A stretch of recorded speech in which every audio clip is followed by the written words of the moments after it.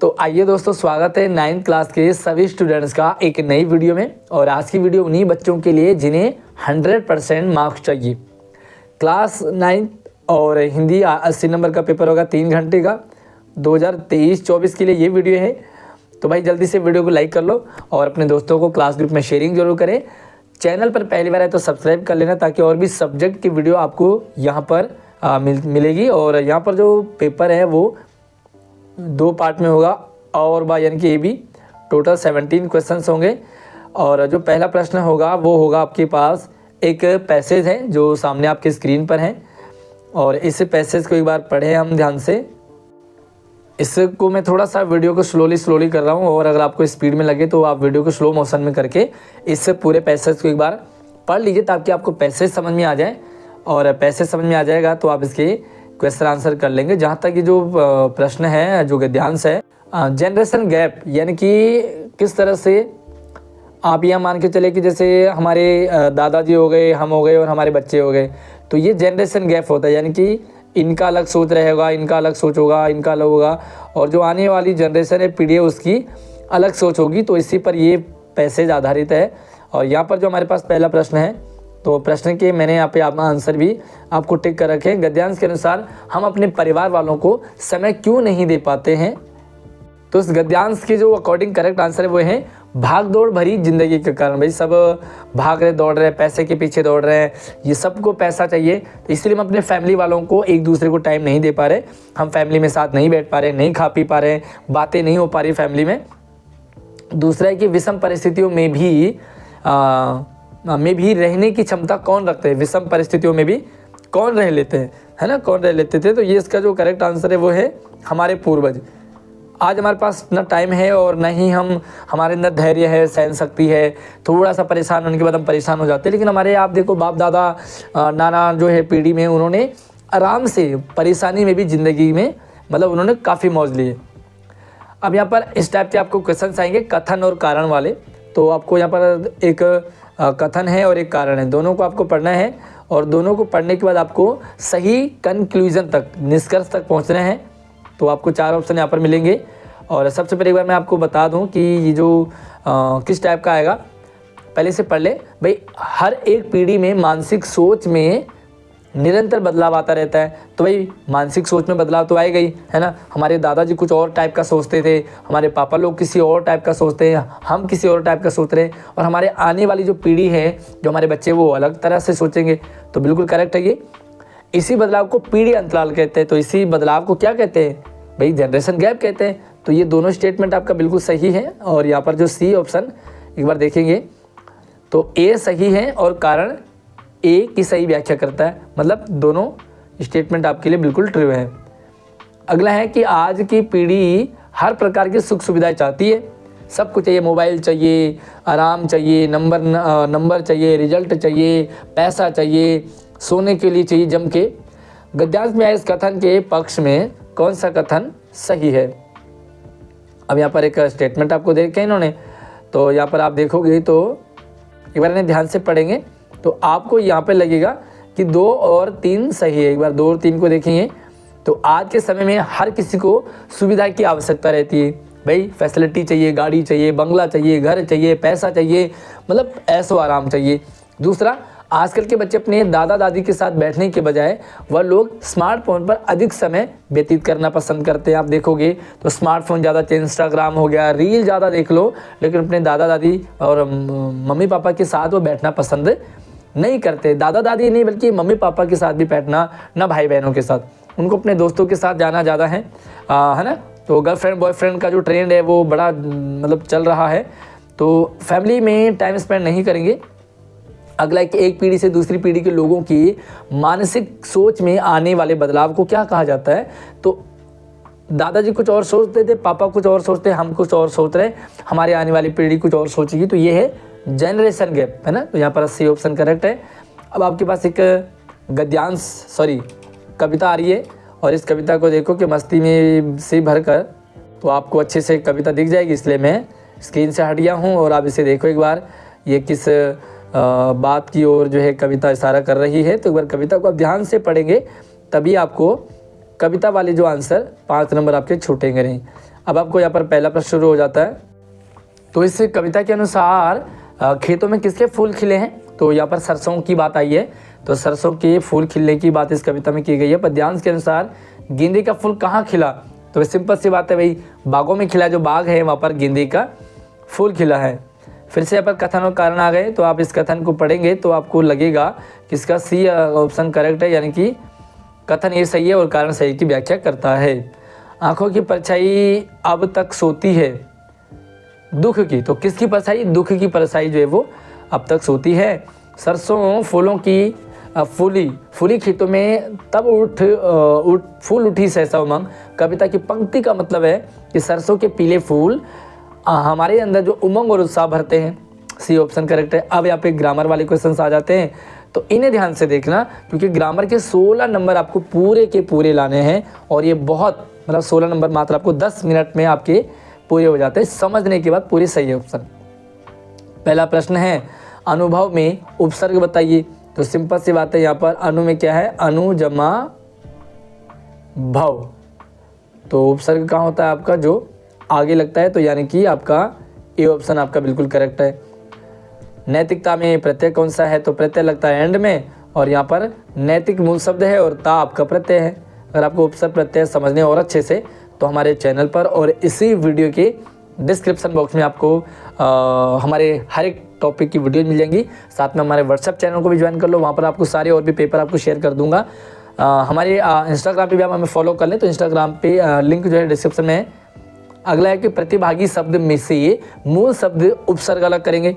तो प्रतिभागी शब्द है, इसमें से आपको क्या करना है? मूल शब्द भी अलग करना है और उपसर्ग भी अलग करना है, प्रत्यय भी अलग करना है। तो यहाँ पर आपको जो ऑप्शन दे रखा है, इसमें क्या है? आपका भाग जो है वो मूल शब्द है, ई आपका प्रत्यय हो गया, और प्रत्यय आपका क्या हो गया? उपसर्ग हो गया। ठीक है। अब यहाँ पर लिखा है कि उपसर्ग के गुण पहचान कर नीचे विकल्पों में से बताइए कि सही क्या है। उपसर्ग के गुण, उपसर्ग में क्या क्या गुण होते हैं देखेंगे एक बार।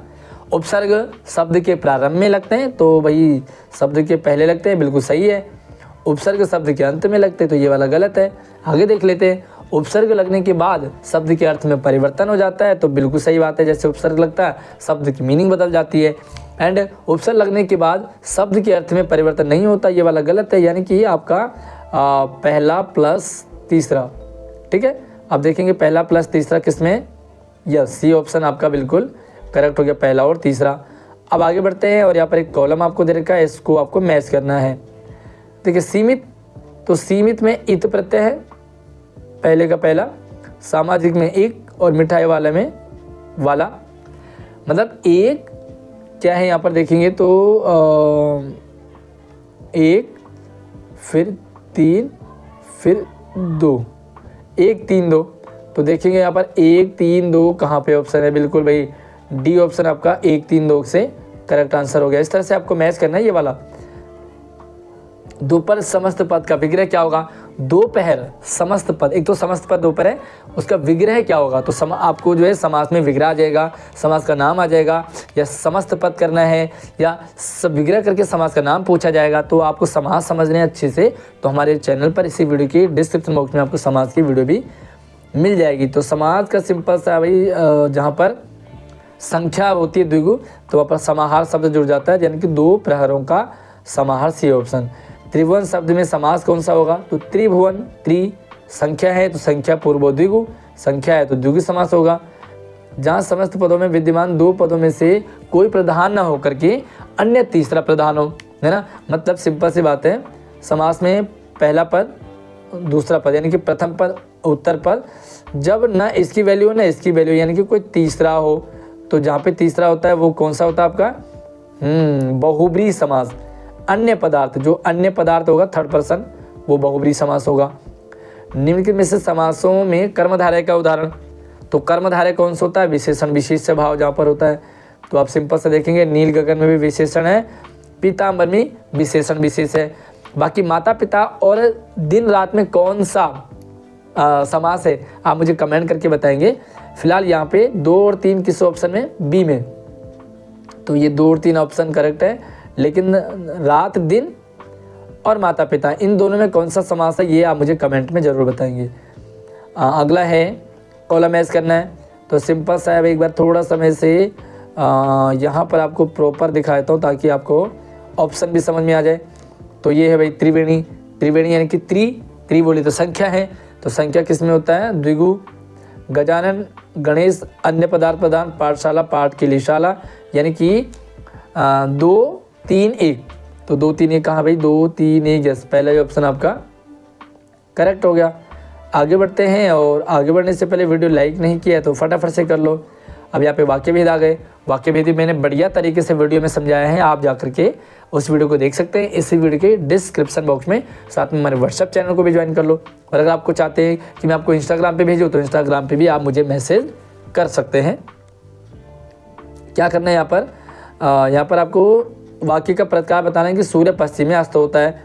तो भाई यहाँ पर सिंपल सा विधानवाचक है, यानी कि कोई स्टेटमेंट आपको दिया जा रहा है पीछे पॉजिटिव वे में।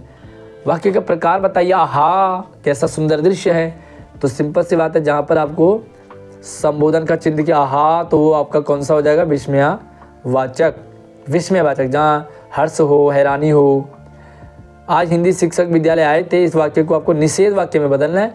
निषेध मतलब नेगेटिव सेंटेंस में। तो स्कूल आए थे, यहाँ पर आप लिखेंगे स्कूल नहीं आए थे। तो नहीं शब्द जोड़ने से आपका नकारात्मक बन गया। जिन वाक्यों में किसी कार्य के निषेध का पता चले, तो भाई ये तो सेम उसी तरह हो गया ना जैसे अभी किया मैंने। यही निषेध वाक्य जहाँ पे निषेध किया जाता है। इच्छावाचक का उदाहरण, इच्छावाचक का मतलब जहाँ पे कोई कामना की जाए, कोई इच्छा हो, है ना। तो भाई कामना कर रहे हैं कि ईश्वर सभी को खुश रखे, भगवान से कामना प्रार्थना कर रहे हैं। अब आपको अलंकार से शब्द आ गए। सत्यशील, दृढ़, ध्वजा, पताका। तो सत्यशील रूपी दृढ़ जो है वो ध्वजा और पताका है। सत्यशील रूपी दृढ़ है ध्वजा और पताका। तो यहाँ पर आरोप किया गया है, रूपक अलंकार आरोप करना। दी गई पंक्ति में अलंकार पहचानिए। तो नील कमल से सुंदर नयन, तो नील कमल की तरह सुंदर नयन, यहाँ पर जो से शब्द है वो आपको पता चल जाएगा, ये है उपमा अलंकार। सा सी से सम समान, तो ये उपमा अलंकार हो गया। दी गई पंक्ति में अलंकार पहचानिए। तरणे, तनुजा, तड़, तमाल, तरोबर, बहुछाए। तो यहाँ पर रिपीटेशन हो रही है, अनुप्रास अलंकार होगा बी। अगर आपको अलंकार समझने हैं फिल्मी गानों के माध्यम से, तो बहुत रिसर्च से मैंने फिल्मी गानों से अलंकार बनाए हैं। आप जाकर के हमारे चैनल पे देखिए, आपको अच्छे से समझ में आ जाएगा, एंड लाइफ टाइम तक आपको अलंकार याद रहेगा। रूपक अलंकार का आपको पहचान करनी है। तो सिंपल सी बात है, रूपक अलंकार, मैया मैंने चंद्र खिलौना ले हूँ। तो यहाँ पर जो चंद्र खिलौना है उसमें आपका रूपक अलंकार है। जब किसी पंक्ति में एक ही व्यंजन बार बार आए, तो ये तो बहुत आसान है, इतना आसान तो क्या आएगा आपके पास, लेकिन वो अनुप्रास अलंकार होता है। अब आपको यहाँ पर एक पैसेज आएगा जो कि आपके क्षितिज से होगा, और ये इसे कहते हैं रीड, यानी कि पठित। तो पठित है यहाँ पर, और ये मेरे बचपन के दिन पाठ पर आधारित है। अब यहाँ पर प्रश्न है कि पूजा पाठ के समय कवियत्री भी बैठ जाती थी और क्या सुनती थी। तो क्या सुनती थी भाई? सिंपल सी बात है, संस्कृत सुनती थी, क्योंकि माँ जो है हिंदी लेकर के आई थी, लेकिन वो संस्कृत पढ़ती थी। ये बच्चा भी, लेखिका भी संस्कृत ही सुनती थी। लेखक की माता कहाँ से आई? तो ये तो सिंपल ऊपर लिखा हुआ है कि जबलपुर, यानी कि डी ऑप्शन करेक्ट है। पहले लेखिका को उसकी माता जी ने कौन सी पुस्तक पढ़ाई? सिंपल से यार, पंचतंत्र है, बी ऑप्शन करेक्ट है। लेखिका के पिता में कौन सी भाषा पढ़ी थी? तो वो इंग्लिश के ज्ञाता थे, तो डी ऑप्शन आपका करेक्ट हो गया। लेखिका को विदुषी उसके परिवार में कौन बनाना चाहता था? तो भाई बनाना तो सब चाहते थे, लेकिन इस जो चैप्टर में आया है वो है उनके बाबा। तो डी ऑप्शन आपका करेक्ट हो गया। अब यहाँ पर क्षितिज के क्वेश्चंस आते हैं, तो ये कुछ MCQs है। किस पक्षी ने सालिम अली के जीवन की दिशा बदल दी? तो भाई वो एक गौरैया थी, गौरैया के पंख को उन्होंने एयरगन से मार दिया और वो गिर गई। फिर उन्होंने उसकी सेवा करी और वो पक्षी प्रेमी बन गए, जीवन दिशा बदल दी। प्रेमचंद के जिस फोटो की चर्चा प्रेमचंद के फटे जूते व्यंग्य में किया गया पाठ में, उस फोटो में प्रेमचंद के साथ दूसरा व्यक्ति कौन है? तो प्रेमचंद के साथ भाई उनकी पत्नी है, जो कि उनसे फोटो खिंचवाने की डिमांड हो रही है। अब यहाँ पर कोरे से ढकी सड़क, बच्चे काम पे जा रहे हैं। अच्छा, ये आपके पास क्षितिज की पोएम है, कविता है, और इसे पढ़ ले। बहुत ही प्यारा ये चैप्टर है, कविता है, प्यारी कविता है। और कवि ने घरों से किसके खत्म हो जाने की बात की गई है? तो भाई सिंपल सी बात है, घरों से क्या खत्म हो गया? आंगन। जब घरों से आंगन खत्म होंगे तो बच्चे पढ़ नहीं पाएंगे। कभी नहीं मदरसे की इमारतों को किस आपदा में ढह जाने की बात कही है। तो यार यहाँ पर प्रश्न आपको बड़े आसान दे रखे हैं, लेकिन एग्जाम में आपको और भी टफ आएंगे। और यहाँ पर ये भूकंप की बात की गई है उन्होंने। कवि ने किताबों को किन के द्वारा चट कर जाने की बात की गई है। तो किताबों को कौन चट करता है? यस, दीमक खा जाता है किताबों को। उसके बाद बच्चे किससे ढकी सड़क पे जा रहे हैं? तो बहुत सिंपल है, कोहरे से, यानी कि सी ऑप्शन आपका करेक्ट है। लेकिन यहाँ पर आपको और टफ क्वेश्चन मिलेंगे, ये बहुत आसान हो गया। कवि के अनुसार सारी गेंदें कहाँ गिर गई? अंतरिक्ष में। सी ऑप्शन आपका करेक्ट है। अब यहाँ पे आपको चैप्टर से आ गया MCQ। मेघ आए पार्ट में नदी किसका प्रतीक है? तो नदी जो है, जहाँ तक मुझे ध्यान आए, बाकी आप मुझे श्योर करें, कि गांव की युवती है, नदी का रूप उन्होंने उनका प्रतीक है। कवि और कोकिला पार्ट में कवि ने जंजीरों को क्या कहा है? तो भाई उन्होंने कहा कि ये जंजीर नहीं, ये है मेरे ब्रिटिश राज का गहना है। अब आपको यहाँ पर लॉन्ग टाइप के, भाई 40 number MCQ, 40 number long type के, है ना। यहाँ पे आप देखेंगे तो किस तरह से आपको आंसर करने हैं। सामने सपनों की याद पार्ट में लेखक ने सालिम अली के व्यक्तित्व का जो चित्र खींचा है उसे अपने शब्दों में बताइए।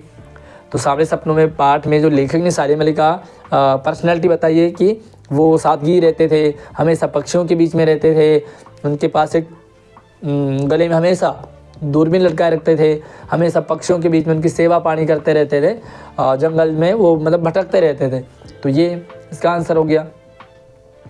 प्रेमचंद के फटे जूते में टीले शब्द का प्रयोग किन संदर्भों में के लिए किया गया? टीले का मतलब होता है वहाँ पर प्रॉब्लम्स, परेशानी, मुसीबतें, है ना, बाह्य आडंबर। बहुत सारे लोग उन्हें बगल में चले जाते हैं, लेकिन कुछ लोग उनसे ठोकर मारते हैं। तो टीले का मतलब बाह्य आडंबर, दिखावा, और एक तरह से परेशानियाँ, प्रॉब्लम्स, मुसीबतें, सबको टीला कहा है। जिस समय लेखक ने तिब्बत की यात्रा की उस समय तिब्बत की यात्रा करना जोखिम से भरा क्यों था? तो भाई लासा की ओर पार्टी ने बताया कि जो तिब्बत की यात्रा, एक तो वहाँ पर सबसे बहुत डरावना था कि वहाँ पर कानून, हथियार का कानून नहीं था। कोई भी अपना वेपन रख सकता था, हथियार। भाई किसी के पास भी हथियार होगा तो चोर आराम से हथियार रखते और किसी को भी मार देते। फिर ऊपर चढ़ाई थी, कोई गांव नहीं था। तो ये सारी चीज़ें हैं। मेरे बचपन के दिन पार्ट में लेखिका ने अपनी माँ के व्यक्तित्व की कौन कौन सी बातें बताई? तो भाई माँ सिंपल थी, सबसे पहली बात। माँ जो है संस्कृत भी जानती थी, पंचतंत्र भी जानती थी, माँ उसे भी पढ़ाती थी, अपने साथ बिठाती थी। तो ये सारी चीज़ें आप वहाँ पर लिख सकते हैं। अब ये कृतिका से आ गए, सॉरी क्षितिज से आ गए हैं, लेकिन काव्यखंड से, कि लता ने बादल रूपी मेहमान को किस तरह देखा और क्यों? मेघ आए पाठ के आधार पे। तो जो लता एक तरह से वो दुल्हन, और उसे इस तरह से माना कि उसको लड़के वाले देखने आ रहे। तो लता भाई शर्मीली है ना, शर्माएगी, आजकल की तरह नहीं कि बिल्कुल ओपनली आ जाएंगे भाई, है ना। तो किस किस तरह से और क्या क्या अंदाज में लोग आ जाते हैं, लेकिन ये बिल्कुल सिंपल है और तमीज़ में आती है। तो एक तो वो दरवाजे से मतलब झाँक कर देखती है, छुप करके दरवाजे के पीछे किवाड़ की ओट में। क्यों करते हैं? क्योंकि भाई एक शर्म है, लज्जा है, वो लड़कियों के लिए होना चाहिए। एक अलंकार, आभूषण है लड़कियों का, शर्म आना। अगर सब कुछ ओपन हो जाएगा तो फिर ओपन में ना उस चीज़ की वैल्यू नहीं होती जितना पर्दे की होती। तो पर्दे से वो देख रही है सबको। कैदी और कोकिला पाठ में किस शासन की तुलना तम के प्रभाव से की गई है? तो तम यानी कि अंधकार, तो अंधकार से की गई है अंग्रेजी शासन की तुलना। और क्यों भी पूछा है तो क्यों, इसलिए क्योंकि अंग्रेजी शासन जो है पूरा काला शासन था। अंग्रेज जो है वो अत्याचार करते थे, वो उनके पास मतलब कोई न्याय नहीं था। ग्राम श्री कविता में किस मौसम का वर्णन किया? तो भाई बरसात का मौसम है, यहाँ पर बारिश हो रही है, आंधी वांधी चल रही है, धूल भाग रही है, मतलब बरसात के मौसम का है। सारे लोग, जो धरती है वो बड़ी प्रसन्न हो जाती है ना। सुविधा और मनोरंजन के उपकरणों से बच्चे वंचित क्यों हैं? बच्चे काम पे जा रहे पाठ के आधार पे बताएंगे। सारी सुविधाएं मिल रही है, मनोरंजन के उपकरण से वंचित हैं बच्चे क्यों? क्योंकि बच्चे काम पे जा रहे हैं। बच्चों को स्कूल जाना चाहिए, बच्चों को पढ़ना चाहिए, लिखना चाहिए, लेकिन वो बच्चे काम पे जा रहे हैं, बाल मजदूरी कर रहे हैं। तो जब बाल मजदूरी करेंगे तो खेलने, सुविधाओं से, पढ़ाई लिखाई से, स्कूल से वो वंचित रह जाते हैं। अब यहाँ पर देखो, जब लेखक को यह एहसास हुआ कि उसके इलाके में, ये कृतिका से है, 4-4 नंबर के, इसलिए आप लॉन्ग टाइप के थोड़ा सा अच्छे आंसर बनाएंगे, लिखेंगे और सिर्फ 2 ही करने 3 प्रश्नों में से, तो ध्यान रखें 2 ही करें। जब लेखक को यह एहसास हुआ कि उसके इलाके में भी पानी घुसने की संभावना है, तो उसने क्या किया, क्या क्या प्रबंध किया, इस जल प्रलय के अकॉर्डिंग आपको बताना है। सिंपल सा, जब उसे लगा कि उनके पास भी पानी आने वाला है, तो सबसे पहले उन्होंने अपने लिए ज़रूरी सामान रखा। भाई खाने पीने का सामान, आलू वगैरह रखे, कंपोस्ट की थोड़ी दवाइयाँ भी रखनी, कंपोस्ट की गोलियाँ, उन्होंने जो है अपने लिए दिया सलाई माचिस वगैरह रखी, और जो भी दवाई वगैरह रखी, तो सारी ज़रूरत की सामान उन्होंने अपने लिए रखे। तो थोड़ा सा लंबा सा बना कर लिखेंगे। अपनी बेटी का रिश्ता तय करने के लिए रामस्वरूप उमा से जिस प्रकार के व्यवहार की अपेक्षा कर रहे थे वह उचित क्यों नहीं था। रीढ़ की हड्डी पाठ के आधार पर आपको बता रहे हैं। उमा जो कि ग्रेजुएट थी, पढ़ी लिखी थी, लेकिन लड़के वालों को अनपढ़ चाहिए थी, मैट्रिक पास, इसलिए रामस्वरूप उसकी पढ़ाई को छुपा रहे थे। तो ये गलत इसलिए था क्योंकि किसी की भी पढ़ाई को छुपाना गलत है ना। अब यहाँ पर जो रिश्ते की बात चल रही है, तो रामस्वरूप चाहते थे कि उमा हाँ जी हाँ जी हाँ जी हाँ जी करती रहे। भाई ऐसा तो है नहीं, है ना। आपको लगता है भाई आपकी ज़िंदगी गुजारनी है किसी के साथ, तो किसी के भी गले में तो टांगेंगे नहीं। आपको अपना राइट है कि आप अपने लिए अपनी मनपसंद चुन सकते हैं, चाहे वो शादी के लिए हो, चाहे वो आप अपनी लाइफ पार्टनर हो, तो आप अपनी पसंद से चूज कर सकते हैं। तो पेरेंट्स से ज़बरदस्ती ना करें। लड़का कैरेक्टर का ढीला भी था, है ना, तो भाई ऐसे लड़के से आपके घर वाली शादी कर रहे हैं, तो लड़की उमा ने विरोध किया। उसके पापा जो चाहते थे वो गलत था, है ना। तो आप इस तरह से बना करके लिख देंगे, क्योंकि भाई लड़की ज़िंदगी तो लड़की ने बितानी है। अब पिताजी ज़बरदस्ती बांध देंगे, लेकिन कैसे लाइफ चलेगी। लड़की पढ़ी लिखी है, समझदार है, और वो अपने खुद का काम कर सकती है, तो क्यों उसे ज़बरदस्ती ऐसे घर में बांधा जहाँ पर उसकी कोई वैल्यू ना हो। लेखिका ने अपनी नानी को कभी देखा नहीं, फिर भी उनके व्यक्तित्व से क्यों प्रभावित थी। मेरे संग की औरतें पाठ के आधार पर बताएंगे। सिंपल सी बात है, मेरे संग की औरतें पाठ में ये बताया है कि लेखिका कहते हैं कि मैंने अपनी नानी को कभी देखा नहीं, लेकिन नानी से कहानियाँ नहीं सुनी, पर नानी की कहानियाँ सुनी थी, क्योंकि लेखिका की माँ अपनी माँ यानी कि लेखिका की नानी के बारे में बताती थी। तो भाई उनकी क्वालिटीज़ थी, वो पर्दा करती थी, वो किसी पर अपनी बातें नहीं थोपती थी, आज़ाद ख्यालों की थी, स्वतंत्रता सेनानी। प्यारे लाल जी से उन्होंने कहा कि भाई मेरी बेटी की शादी करवाना। तो इस तरह से स्वतंत्र ख्यालों की, आज़ाद ख्यालों की, तो इस पर आप प्रभावित थी, वो लिख सकते हैं आप। अब आपको यहाँ पर ध्यान रखना है, जो अनुच्छेद है वो 6 नंबर का आएगा, पूरा 1 पेज लिखना है, इससे ज़्यादा नहीं। अब आपको क्या करना, बच्चे क्या करते हैं, सबसे पहले मैं बता दूं आपको, बच्चे बहुत गलती करते हैं। इस प्रश्न में आपको मैक्सिमम 8 से 10 मिनट लगने चाहिए, पहली बात। दूसरी बात, ये जो मेन टॉपिक है, वृक्ष धरती के आभूषण है। तो जो पेड़ हैं वो आभूषण है। भाई पेड़ नहीं होंगी तो हवा नहीं मिलेगा, छाया नहीं मिलेगी, फल नहीं मिलेंगे, ऑक्सीजन नहीं मिलेगा, बहुत सारी चीज़ें पेड़ों से होता है ना। तो यहाँ पर क्या लिखेंगे, भूमिका, वनों का महत्व, प्रदूषण पर नियंत्रण, जीवों का संरक्षण की आवश्यकता। तो आपको क्या करना है, ये पॉइंट वाइज नहीं लिखने, बल्कि बस एक पैराग्राफ लिखना है, और लिखते जाएंगे एंड तक, हर एक टॉपिक को समझें। उसके बाद देखो, या तो आप इन सभी पॉइंट को लिखें, या तो आप ख वाले को लिख रहे हैं तो ये वाले पॉइंट को लिखें, और अगर आप ग को लिख रहे हैं तो नीचे वाले पॉइंट को आप लिखेंगे। यानी कि क्या गलती नहीं करनी आपने, मैं बता दूं। बच्चे क्या करते हैं, एक पॉइंट इसका लिख दिया, ये वाला पॉइंट इसका लिख दिया, ये वाला पॉइंट इसका लिख दिया, और तीनों का एक एक लिख करके वो अपना काम कर देते हैं। इसमें आपके नंबर कट जाएंगे, इसलिए आप एक ही पॉइंट को सेलेक्ट करें और इसके सारे टॉपिक पर लिखें। किसी एक विषय पर पत्र लिखेंगे, तो भाई पत्र लिखते आए हैं आप, यहाँ पर देखेंगे कि पत्र किस पर लिखना है, तो आप रवि से हैं या सकीना है। आपको सहायक पुस्तक सपोर्ट मटेरियल की ज़रूरत है। हालांकि अगर आपको सपोर्ट मटेरियल रियल में चाहिए तो हमारे इसी चैनल के वीडियो डिस्क्रिप्शन में आपको एक वीडियो डाला सपोर्ट मटेरियल, वहाँ से अपने लिए सपोर्ट मटेरियल ले सकते हैं। आपके स्कूल में सपोर्ट मटेरियल मिले हैं या नहीं मिले हैं, मुझे कमेंट सेक्शन में ज़रूर बताएं। आपका कौन सा स्कूल है, मिल गए तो भी, ना मिले तब भी आप ये ज़रूर बताएं कि आपको सपोर्ट मटेरियल इस साल के मिले हैं या नहीं मिले। अब आपको सपोर्ट मटेरियल मंगाना है पुस्तक विक्रेता को, सेवा में श्रीमान पुस्तक विक्रेता महोदय, कहीं भी लिख दो आप, कचौड़ी गली, नई सड़क वगैरह वगैरह। महोदय विषय लिखेंगे पुस्तकें मंगवाने हेतु। महोदय से मेरा निवेदन इस प्रकार है कि मैं इस क्लास में पढ़ती हूँ, मेरे पास इस क्लास का ये सपोर्ट मटेरियल नहीं है, इस सब्जेक्ट का, कृपया करके आप मुझे सपोर्ट मटेरियल प्रदान करने की कृपा करें, पुस्तकों की सूची इस तरह से, और मैं आपको कुछ अग्रिम मनी ऑर्डर भी भेज रहा या रही हूँ। बाकी जो पेमेंट आपको सारी बुक्स मिलने के बाद कर दिया जाएगा। आपका योर एविडेंटली आपका आज्ञाकारी यार, मतलब तो इस तरह से अपने डिटेल वगैरह लेंगे और आप यहाँ पे अपना आंसर लिख सकते हैं। अगला है कि भाई आपका नाम रवीश है, सकीना है, ऊपर औपचारिक पत्र है, नीचे अनौपचारिक है।